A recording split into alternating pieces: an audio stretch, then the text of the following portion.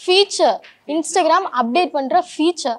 Hi friends, இன்ஸ்டாகிராமில் வந்திருக்க 2 new feature பற்றி தான் இந்த வீடியோவில் பார்க்க போகிறோம். ஃபர்ஸ்ட் ஃபீச்சர் என்னென்னா, இன்ஸ்டாகிராமில் நீங்கள் யாருக்குன்னா மெசேஜ் அனுப்புறீங்கன்னா அந்த மெசேஜை தெரியாமல் மாற்றி அனுப்பிட்டீங்கன்னா இல்லை தப்பாக அனுப்பிட்டீங்கன்னா அந்த தப்பாக அனுப்பின மெசேஜை 15 மினிட்ஸ்க்குள்ளே நீங்கள் எடிட் பண்ணி அனுப்பிக்கலாம். 15 மினிட்ஸ்க்கு மேலே போனால் உங்களால் எடிட் பண்ண முடியாது, டெலிட் மட்டும் தான் பண்ண முடியும்.